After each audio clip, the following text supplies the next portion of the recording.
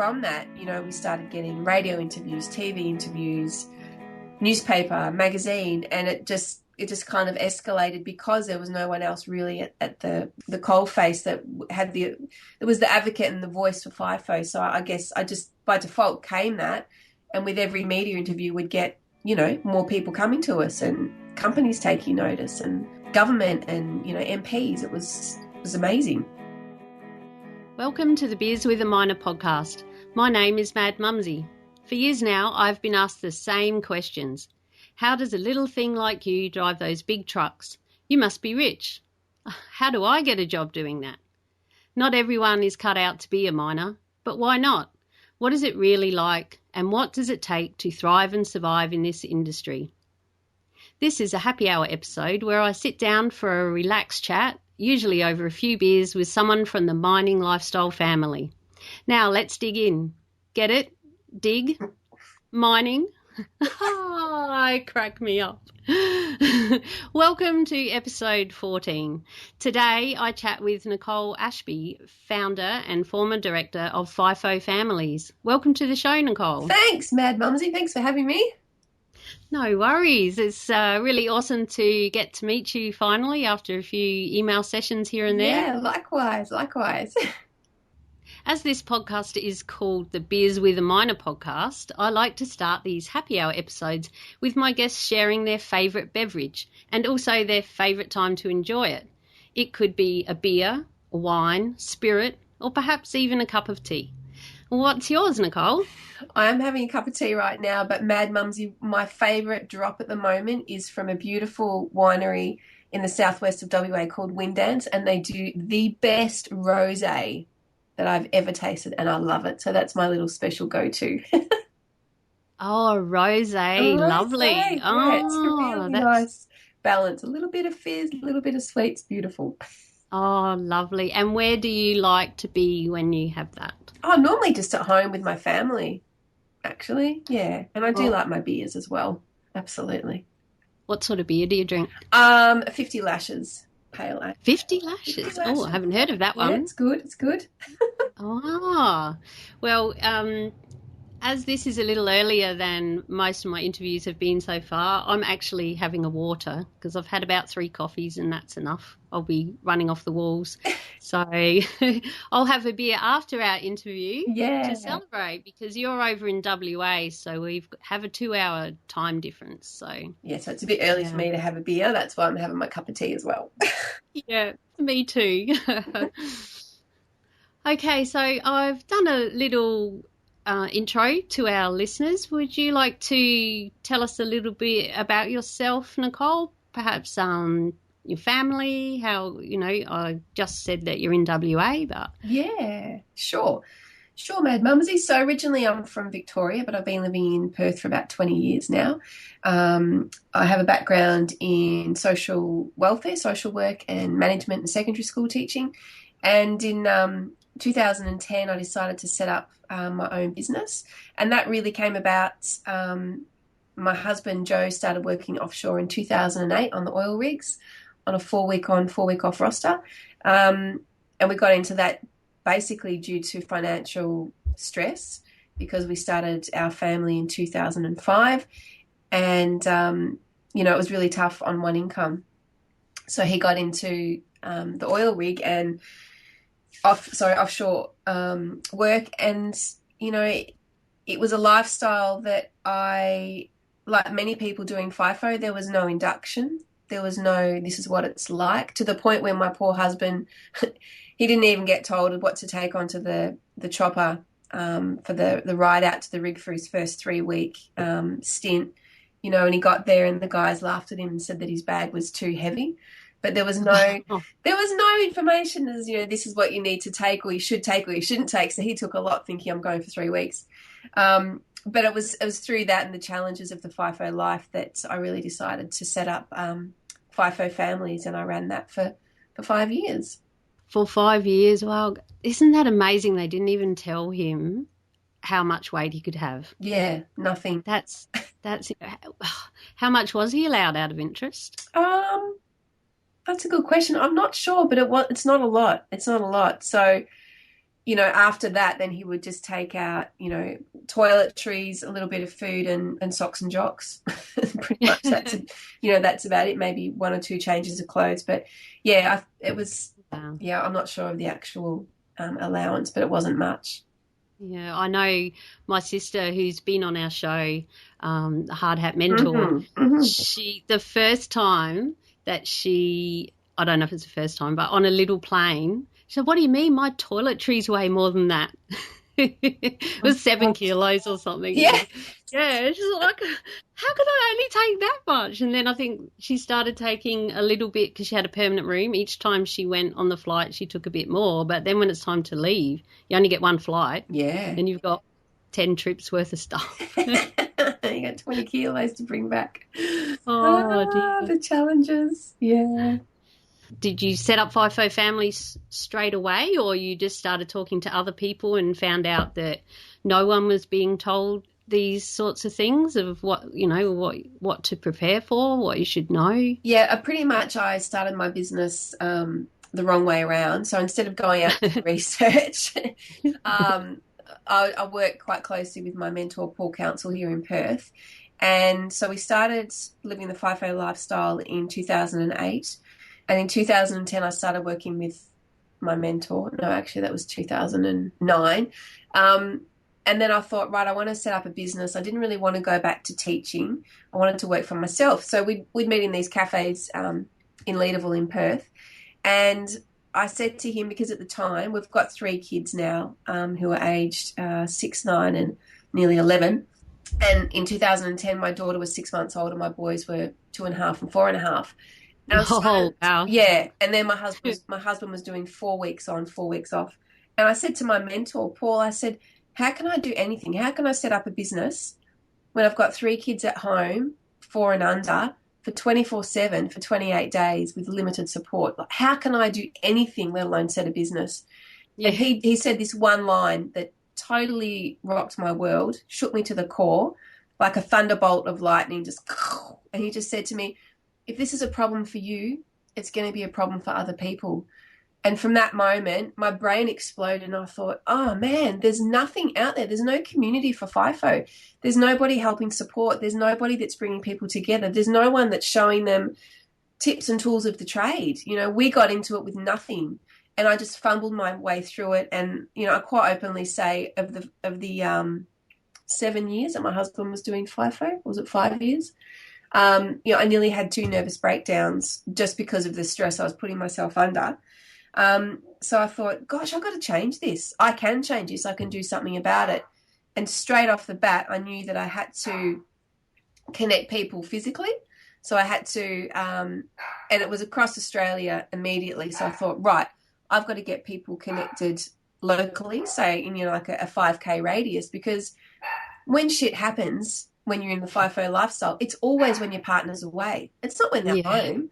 If the car's going to break down, the washing machine's going to blow up, someone's going to break into your house, it's going to be when your partner's away. Murphy's Law, hands down. So I thought, if I can get people connected so they can share the challenging times when their partner's away and help each other out, whether it's cooking meals, hanging out at night, looking after each other's kids, being together on weekends, I thought that's going to improve things for thousands and thousands and thousands of FIFO workers and families across the country. Absolutely. Yeah. So that was the initial thought.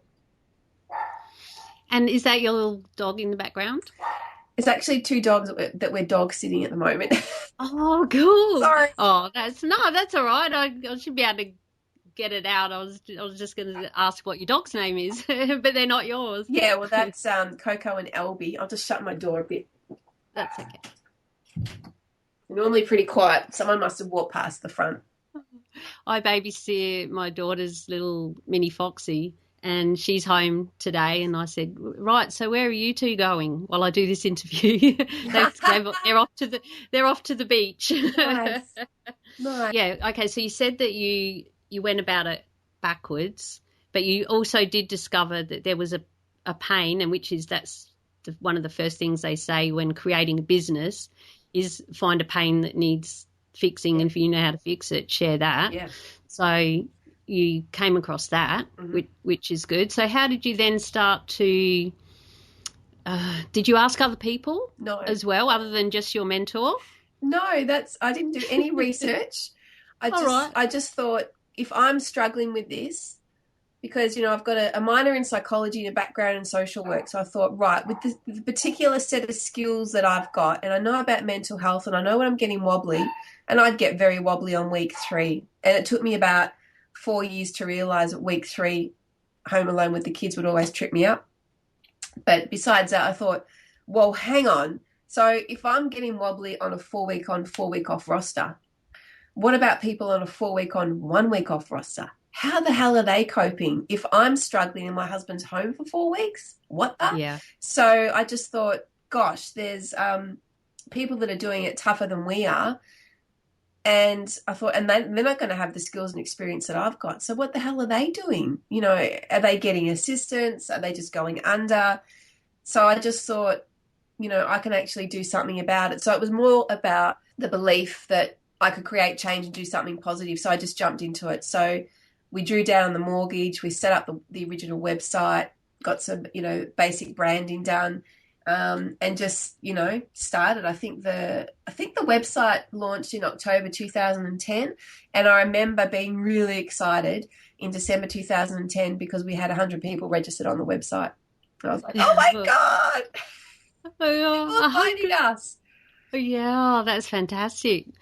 So it grew really fast. Yeah, it did. Word of mouth was a big thing, or how did you get the word out there? Well, yeah, word of mouth is quite interesting because there was nothing really like what we were doing out there. People were actually searching for FIFO support on the internet, but nothing was coming up until we came onto the scene. There's also Mining Family Matters, which is a fantastic organisation, providing a lot of research, but they weren't doing the actual physical get-togethers that we were doing. So people would email me and say, oh my God, finally there's something there for us. I've just felt so alone, so isolated, so dark. But finally there's something there. There's a community for us. So that was the feedback we were getting. And then in December 2010, I was doing a course with my mentor, and there was an ex-journalist in that course. And I said to her, look, I want to get my Christmas event, because we'd always do big events at Christmas, Mother's Day, Father's Day, and Easter, and I call them pinch point events because you really feel the pinch when you're separated from your partner when they're on site. And I said to this friend of mine, look, can you help me write a media release together so we can get some coverage for our first Christmas event? So she did, and we got into the West Australian, the main WA newspaper for the state, came out and interviewed myself and my husband, took a photo. And really that's where it started. So people in West Australia started seeing that. And from that point, you think 2010, it was really coming up to the boom as well. It was right in the middle of the boom for FIFO and mining. Yeah. And from that, we started getting radio interviews, TV interviews, newspaper, magazine, and it just kind of escalated because there was no one else really at the coalface that had there was the advocate and the voice for FIFO. So I guess I just by default came that, and with every media interview we'd get, more people coming to us and companies taking notice and government and, MPs. It was amazing.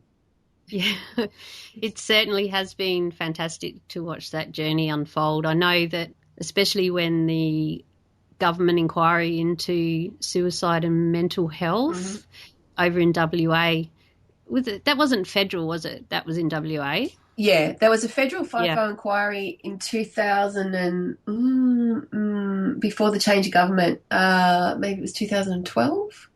And then last year was the WA, FIFO mental health, That's big. And I thought, this Nicole lady, she from FIFO family, she's every time I turned on the TV, there you were, and newspapers and morning TV shows and all sorts. And I'm like, go girl, get out there and tell people what it's really like. Yeah. And that's got a lot to do with why I've started my Mad Mumsy journey, and I started off writing and now podcasting and interviewing people, because so many people think they'll get a dream job in the mines, that'll fix everything. But they just don't understand what it can be, what it's like, right, to be away. And that's a fantastic little statement that you had there. You said earlier about pinch points. Yeah. And there are so many pinch points that people you don't even think about. They think, oh, I'm going to be on the money. Yeah, we can handle being apart for a while, but like you say, if shit's going to go down, it's going to go down while your partner's away. Yep. And Yep. yeah, and Kids it's also good. hospital. Yeah, that's right. I mean, we could sit here for 2 hours and list off all the things that could happen. Yeah. Yep. No, and as in my case, I'm the person who actually goes away to the mines to work. So I know what it's like when you're the one stuck out at bloody work, and something's happened at home, and you've got your kid ringing you up. With one case with my daughter, her mates had all been in a car crash, and 4 had died, and 1 was in on life support. And she said, "Mummy, I just need you. I need you, Mum." And I'm standing at a crib out in the middle of Queensland, and it just, anyway, yeah, it's things like that people, and it just comes down, you don't care about money when that is a pinch point right there. Yeah, totally. Yeah. Totally. I would do a lot of workshops for FIFO families. We did a few in Queensland and obviously in WA.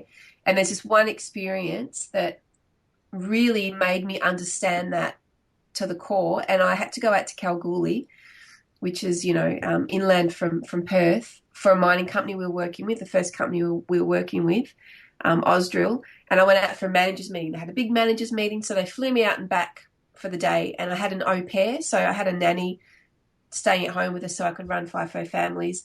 And I think my kids then were 1, 3 and 5. And got out there, got to the airport, went to check in at, sort of 6 o'clock at night. Lots of FIFO workers out there, and I heard this rumbling that the plane was delayed. And then it was, this plane's always delayed. And I thought, oh, well, we'll get home. And then people were saying, you should book accommodation tonight because there's no plane that will come and replace that. And I thought, well, this is ridiculous. You can't just leave us stranded 800 kilometres from Perth. Just send another plane. Yeah. And I had to ring my au pair. It must have been about 7 o'clock, and I rang my au pair and I said, oh, look, I'm stuck in Kalgoorlie. They're going to get us on the first plane they can. Because, of course, Joe was away at work and my mum was overseas. So I said to my au pair, I'm stuck in Kalgoorlie. She said, okay, that's all right. But I just want to tell you that your daughter and your eldest son, so my 1 and my 5-year-old were vomiting. And I thought, oh, my God. Mm-hmm. Oh, my God. And I thought, is it gastro? Is it something worse? Far out? What do I do? And, it was a real mad panic, but this overwhelm of sense of hopelessness and powerlessness because I couldn't do anything. And my 2 babies needed me, and I wasn't there, and their dad wasn't there, and their grandma wasn't there. And it was horrible. And what happened, we all got on the plane. There was air conditioning problems. They got us off the plane. We had to stay in Kalgoorlie overnight. I think I got back at 11 o'clock the next day. I rang a neighbour across the road and said, please go and check on my kids and make sure it's just gastro. Everyone was okay. It took me about a week to get over the guilt. But the snapshot was, which I hadn't really considered, I went, oh, my God, this is what it's like for my husband when he's 3,000 kilometres away in the middle of the ocean. Something happens at home and I ring him whether I'm stressed or the kids are sick or, something's happened, and he's 3,000 kilometres away and cannot do a goddamn thing about it. And then he's got to go to work. So that was just such an insight. I went, whoa. And it just really made me aware of how difficult and horrible that feeling is. And I thought, well, I've got to share this with as many people as I can. And it also made me aware of, what I would be saying to him as well sometimes in phone calls because he's stuck out there and he can't do anything about it. That's right. And especially the men are from Mars. They want to fix everything and they can't. Yes. Excuse me, but they can't fix fuck all when they're in the middle of the ocean on an oil rig, can they? Exactly. And that's really disempowering for them. Exactly. And so that that would have inspired you and made you become even more passionate to keep your story going, or did it make you start to think, hang on a minute, I'm away from my family now for doing this? It was a bit of both. It was a bit of both because it was the guilt of I've started this business and I need to go away, and then I'm sacrificing time with my children. So then from then on, I'd just try and make it that I'd go when my husband was home where I could. but it did make me, the most powerful thing was I have to share this particular story with as many partners as I can, because, you know, I'd heard horror stories about, you know, some things that predominantly women would say to their male partners on site. And I'm just thinking, but that can be quite nasty, and that's going to affect your partner, and they've got to try and work and concentrate and not worry about what's happening at home, you know. And some people would say, oh, well, if I'm having a bad day or there's something happening, I don't tell my partner because I don't want them to worry. I'm thinking, well, no, if it's quite serious, you need to tell them. You can't just cut them out of it just because they're not here. They have a right to know. So it's a real balance, but I think just making people aware that, you know, just be conscious that your partners, wherever they are on their FIFO job, and they mightn't be able to get home in a hurry. So just bear in mind of what they're dealing with when they're away. Yeah, that's right. And also it makes it even more important to have some support when you are the one at home as well, to get the little things off your chest and, I guess, process what are the bigger things that he or she needs to know, the mine worker needs to know. And then, because by not telling them, that would make them feel left out on a lot of things, and it comes up in conversation and they don't even know about it. But everyone at the barbecue on break knows about it, but why didn't I know about it? You can see how that become an issue as well. So, finding that balance. So touching once more on the community at home for the families, that actually online, I see a lot on Facebook page where people can they'll put up something that's happening, and then a lot of comments come under that, and everyone's sort of helping each other out as well as not just not just isn't the right word, but not only the groups that you set up, but also the online community that was set up as well. Yeah, you really need both. I think it's important to have the physical support, so people that are close to you, so you can catch up and have dinner together. Or, you know, if you've not had sleep in 3 days and you're at home because your baby's been awake, you know, to have someone who lives around the corner who does FIFO as well, and you can say, look, can you just have my kids for 2 hours so I can get a rest, and then tomorrow I'll have yours? I mean, that's absolutely gold. And the online platform is also equally important in terms of breaking down those feelings of isolation and loneliness, which is what we found was the number one biggest issue for the FIFO partner at home, was that feeling of, well, it's just me and I'm all alone.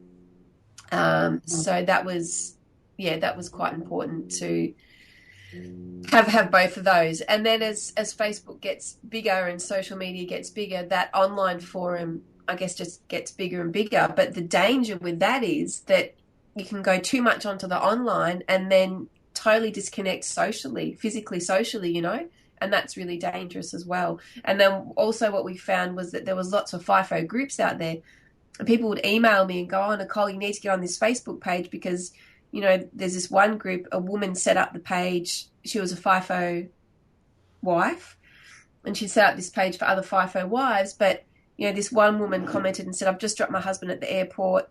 I've cried all the way home. I'm going to cry for the next 2 days because it's just so, I'm so upset. And this woman that set the page up said, oh, that's okay. That's fine. That's normal. And I'm like, no, that's not normal. That's not normal. No. There's so many ways that there's so many things you can do to put support in place so you don't feel like that. It's not healthy to feel like that, and it's not normal to feel like that. And you've got to support yourself and create that network so you don't feel that overwhelm and disconnect and isolation. Absolutely. Yeah. It's like we were talking about, we might just touch on that quickly here while we're at it. My last episode, as we record this, was an episode about when my daughter's partner died. If you wanted to listen to that, you can head to madmumsy.com/beers10. That's the number 10. And it made me really think about how we get through, and not just me, but how other people get through when they're dealing with tough times and crap gets thrown at you and everything's going wrong, or not necessarily wrong, but big major issues are happening. From a personal level, Nicole, how do you deal with it? What strategies do you have so that you're not the one who goes home and cries for 2 days? How Yeah. how do you get through? Yeah, I would always advocate time for yourself. I said that week 3 earlier, and this isn't in terms of, having a partner die, but when you're living the FIFO lifestyle and you've got really long periods on your own, and particularly if you're working and you've got kids, you have to put time aside for yourself, and you have to do what makes you happy and what gives you joy. And if you're an introvert, that means that you'll need to recharge by reading a book or, having quiet time, and you've got to do that. Something that I really used to love doing, but I'm not doing it so much now, was getting a facial once a month. So I knew that I had this time coming that was just for me, and it would be 2 hour and a half, 2 hours, but nobody could contact me. I didn't have to think about anything, and it was quite nurturing for my soul. And I just think when you're faced with really big challenges is, what am I doing? Why am I doing it? Am I fulfilling my purpose? Does this make my heart sing? And that's what I always use. Am I on the right track? Am I on the journey where I need to go? Because if I am, then I can know, well, there's better things coming, and that this is just a day and this is just a process. And 6 months down the track, it's going to be very different to today. So when I find myself in those situations, I say, yeah, this is tough, but this is just one day, and tomorrow is going to be better, and 6 months is going to be different, and 12 months, I'm going to look back on this and think, wow, and what did I learn from it? What do I gain from it? I always try and think, for me, that things happen for a reason, and what can I take from it? Thanks, Nicole. Thanks for sharing that. That was lovely.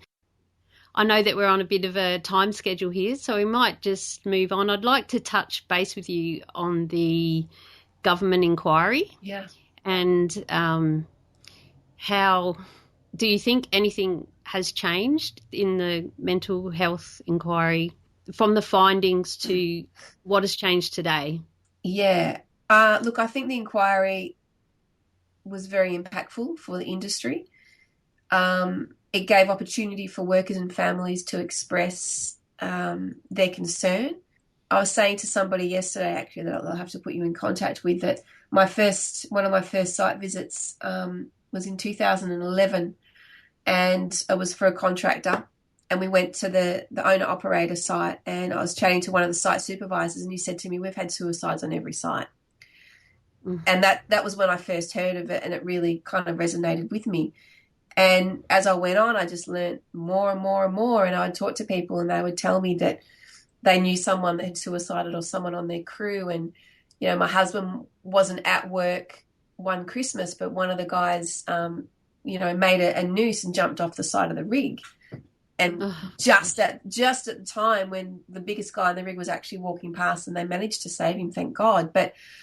And I could just understand, that the pressure of the lifestyle, and if you're not equipped and if you don't know what you're going into, it can be really super challenging. Some people love it. Don't get me wrong. I know some people love the lifestyle, but some people really struggle with it. And I was concerned, and I actually said this to one of the heads of a really big company, because I was involved in quite a few closed door meetings. And they said, "But Nicole, some people love the lifestyle." They said to me, "Nicole, some people love the lifestyle, and who are you to tell us to change things?" And I said, "You know what? I'm not here on behalf of the people that love the lifestyle. I'm here on behalf of the ones that are challenged by it and who struggle with it, because they shouldn't have to, and we should be doing things better. And if we can save one life, we are making a difference, whether that's today or tomorrow. And I'm not going to focus on the ones that are loving the lifestyle, because they're cool, they're rocking it. But it's the rest of the people that might be having, relationship problems or problems with their kids or financial problems, and feel that, they're somewhat trapped. I know FIFO is a choice, but, at the moment it's pretty bloody tough. I was like, this is what I'm here for. This is what I want to help change. And if we can do that, then this is bloody worth doing.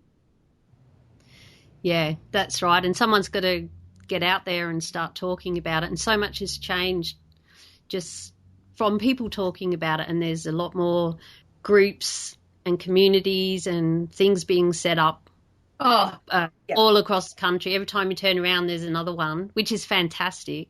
And a lot of that is got a lot to do with why I started the podcast, because no one was podcasting about mining. And I want to get people like yourself onto the podcast so that we can now listen to it as well. And, you know, I don't want Mad Mumsy to just be another one that's writing about it all. Well, okay, I'm doing it in a different way, but doing it on a different platform and getting all those other people who are writing about it and doing what they can to help as often as they can in their way, and then spreading the word and sharing it out too. That's my passion as well. That's where I'm coming from. But this isn't about me. This is about you. No, but the thing is, Mad Mumsy, is that you are so on point there, because it's when you share your passion and you think you can make a difference that things start to change. And you never know who you're going to reach by doing your podcast, whether it's this episode or 12 months down the track. It's having that belief that I'm passionate about this, I might be able to create change, and you just got to go forth and do it. I'm such a firm believer of that. Absolutely. Yeah. And if no one's in that space, even better. Yeah, exactly. Yeah. Hashtag be first was my big thing, and I was absolutely shitting myself that someone else was going to do it, and I'd go, no, because as you know, I think that I was going to do my biz with a minor book. You were helping to support me with that, and that in a possible campaign, but that never came up. And I did 2 interviews, and then I was going to write them, and I thought that was cool. That was so much fun. And yeah, so I'm a talker. That's why it went more that way. But anyway, back to you. I know that things have changed for you. Can you tell us why you've taken a new direction and what that new direction is, because it's very exciting and I'd like to share it with the listeners. It is. So I mentioned earlier that one of my incarnations was as a teacher, a secondary school teacher, and that's fairly recent, I guess, in the scheme of things. I graduated from that 11 years ago doing a postgrad dip in secondary teaching, because I always wanted to be a teacher, always. And I love teaching. I love sharing, and, you know, obviously I love to create change and being able to take a person from one spot to another by sharing information and values. I find really empowering. So, you know, FIFO Families was an amazing vehicle for me, because I was very passionate about the lifestyle, and I really did want to create change and improve things for not only the workers and the families, but also the companies. You know, if we can look after the workers and the families, we're going to have improved productivity and incomes, you know, for the companies as well. So it was a very clear win-win to me. Because FIFO Families was getting so busy, my husband actually came out of FIFO just over 2 years ago. So he was at home with the kids. We did the big flip. So he was at home with the kids, and then I was working full-time. And then what I found was that FIFO Families was becoming, to me, quite a sales job. So I had to go and sell the concept of FIFO Families to the companies to keep the company going, to create that income. And I just kind of got to the point when I'm not enjoying this. This is not why I set the company up. I didn't set the company up to be a salesperson. I'm not, you know, I created the change, I made the impact, but that real drive for me to serve people and to help people and to teach people was starting to diminish.